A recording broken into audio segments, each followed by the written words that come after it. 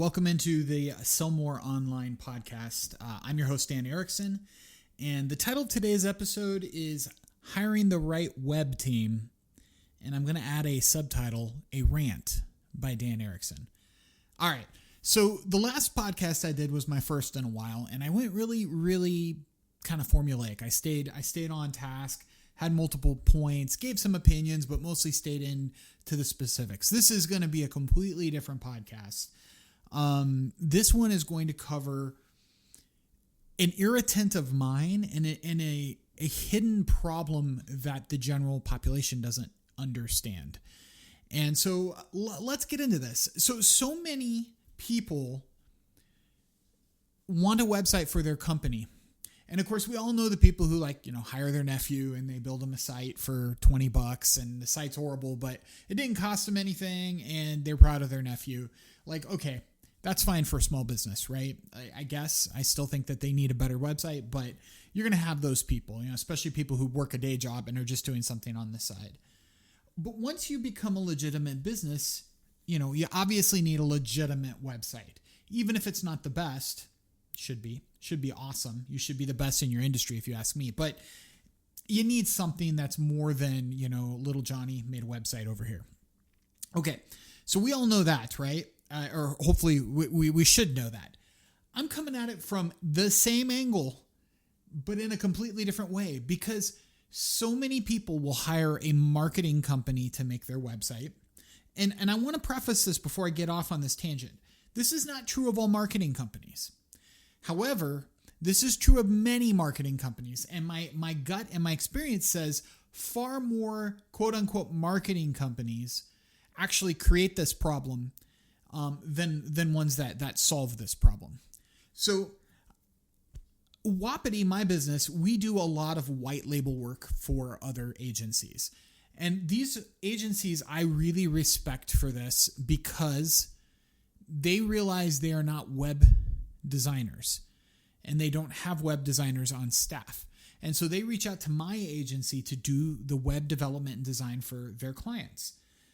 Now, there are some agencies who do have web developers and designers on staff and, especially larger agencies. So this obviously isn't going to apply to all of them, but a lot of the smaller agencies that work with small and medium businesses, which is the realm I work in, they build websites using platforms that make it easy for people who don't know how to build a website to build a website. Now, on surface, that sounds okay.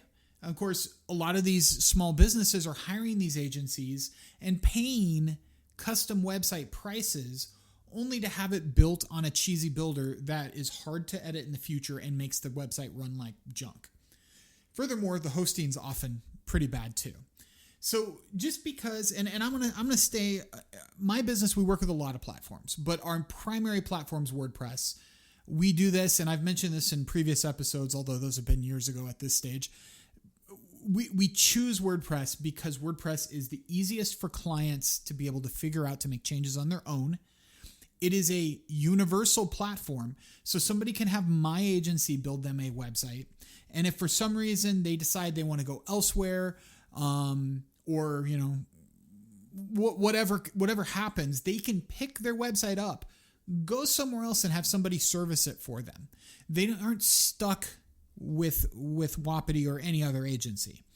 Unlike, say, Shopify, who I love their platform, and we work on Shopify as well. With Shopify, you are glued in and stuck to Shopify. If you want to build a new site, you have to literally build a new site elsewhere. I mean, if you want to leave Shopify. And with that, you also have to pay tons of money and migration fees to move over clients. And we've done the migration, and we did it at the cheapest price possible, and it was still a lot of money for the client. It's not easy to move away from something that is a closed garden like Shopify. That said, Shopify offers so much, and if you're okay with knowing that, Shopify is a great platform. But I'm going to focus on the WordPress side of things here today because it's our primary platform, and it is one of the most egregious areas that I see this problem. So I will have a prospective client come to me, and they'll bring a WordPress site to me, and they'll say, hey, you guys work in WordPress. I want to build a new site, but since I'm already in WordPress, how can we save money? Well, there's a couple things. First off, when you're building a new site, the design work is going to be redone regardless of what platform you're using. And you're not going to save a whole lot, if anything, just because you were already on WordPress. There may be some savings. But the reality is so many of them come to me with websites built on things like Elementor and Beaver Builder and Divi. And there's so many platforms out there that are made to enable a non-web designer to build a website. As a matter of fact, I just did some work for somebody. Got to keep this kind of high level because it's an NDA because it's through another agency I was working with. I did some work for somebody in Arizona that had a actually pretty nice looking site that had a whole bunch of little problems. And it turns out that whole site was built on Elementor, and it was built by a massive company, and they used Elementor to build their site. And if you're listening to this podcast, you're like, Dan, I have no idea what you're talking about. I get it. Let's compare this to something a little bit more, I don't know, something a little bit more down to the common person. If you hire somebody to build you a house and they bring in a bunch of non-expertise workers, the contractor, hires a bunch of people who are brand new and doing it for maybe the first or second time, and they build you your house, and the house may look really good. Maybe the drywaller and the painters were really good. And so they drywalled and painted it, and the house looked really, really good. But then you realize you have leaking pipes and bad electrical wiring, and the studs weren't put in just, in the right place. And so you're having issues with the overall structure of your house. It doesn't matter how good your house looks if the bones are rotten.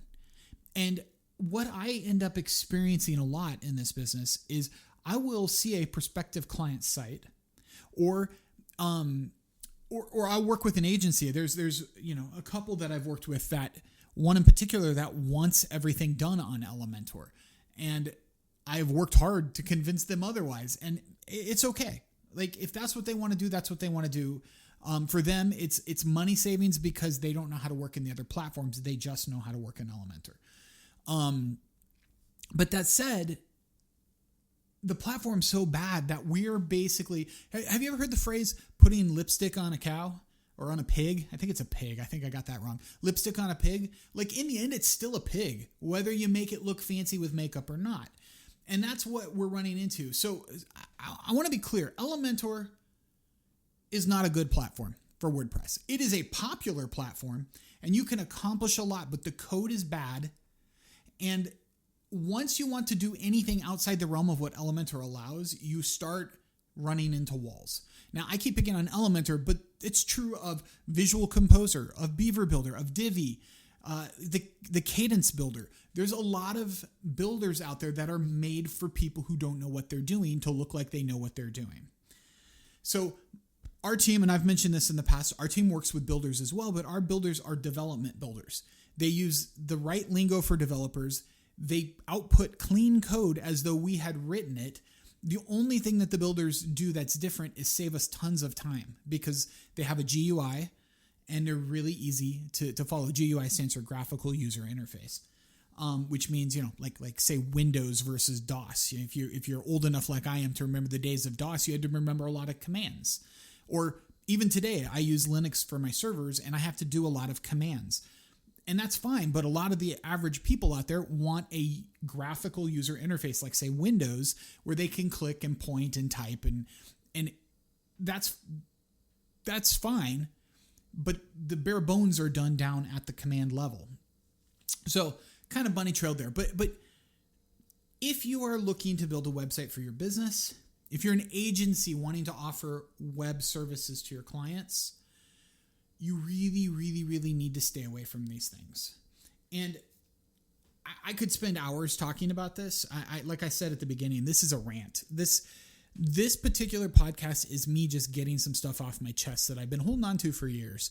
I shouldn't say I've been holding on to it. I've been getting it off to the agencies I work with and to people who come to me, wanting to work with me. The average person doesn't know the difference.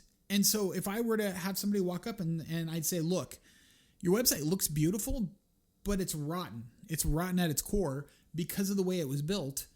They're not going to understand. They're going to say it looks and works. Well, it does work until you need to get some certain things done. Then you run into problems.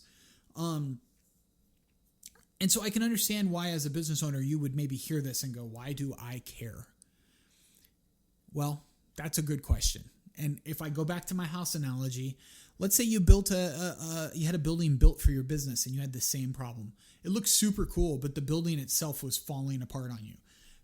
Primarily because the builders were not skilled and they used shortcuts to get things done. You would not be happy with that work, nor should you be with your website. Your website is your brick and mortar store virtually online. It's just as important. In some business cases, in a lot of business cases, it is way more important than a brick and mortar store. My business, my website is far more important than my brick and mortar location. I mean, my team's distributed. I work out of a building in my backyard. So my brick and mortar location doesn't really matter. So for a lot of businesses, that is the case. Your website is as important, if not more. There are very few businesses where the website's less important than your brick and mortar store for customer facing. Obviously, if you're a plumber, you can't store pipes and stuff online, but it's worth paying attention to that. We have people who, I've talked with people who spend thousands of dollars a month on rent for a location and aren't willing to spend a few hundred fixing up their website, let alone a few thousand making a new one. So I'm going to wrap this back around because I want to summarize this. I want this to be, I want whomever's listening to this podcast, if anyone, I want you to be able to take something out of this usable. If you're an agency and you're not a web design house, you focus more on advertising and marketing, that's wonderful. Don't add a skill set that you don't have just because you found something that makes it easy for you to add it. Because like most things in life, the easier it is to get, the less valuable it is. The harder it is to get, it's a little different, but scarcity, right? Something that's scarce becomes more valuable. Well, skill is valuable as well. And when you move past skill to find the easy solution, you're actually not providing a solution. You're providing a Band-Aid. So if you're an agency, please find either someone to hire in-house to actually offer web services or hire out to another agency like mine. Let the web people do the web things. Your clients will be happier. You'll be happier. The initial cost will be higher. The longevity cost will almost for certain be lower unless your client is continuing to have new things added, in which case that's probably a good thing because they're probably growing. If you're a business owner, pay attention to who you hire. Marketing agencies want to do everything for you, and sometimes that's really good, and sometimes that's a problem.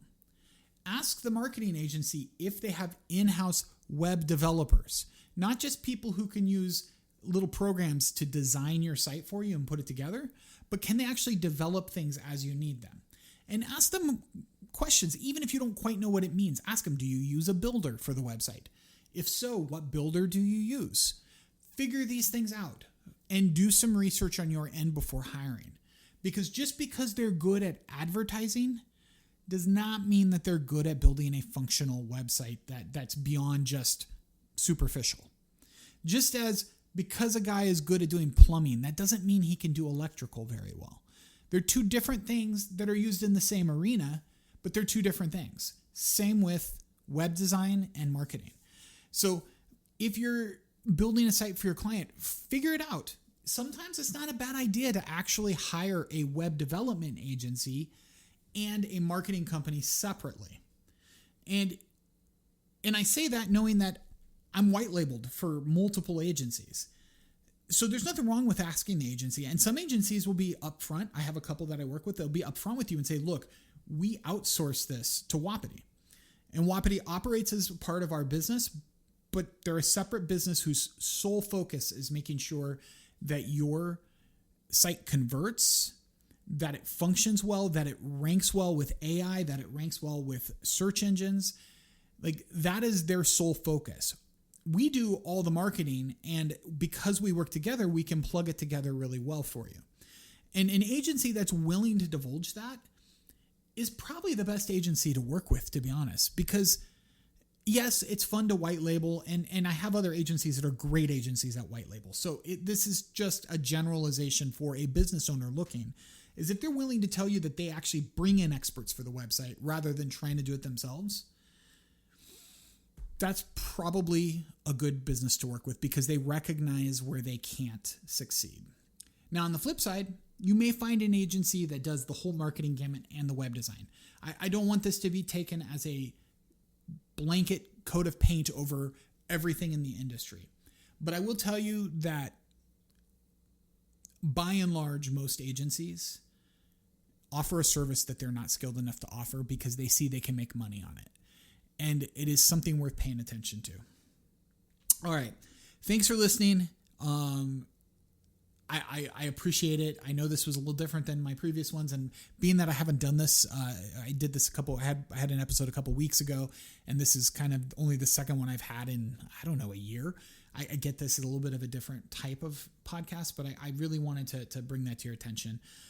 My business, Wapiti Digital, I built it to help businesses with their sales-focused website design.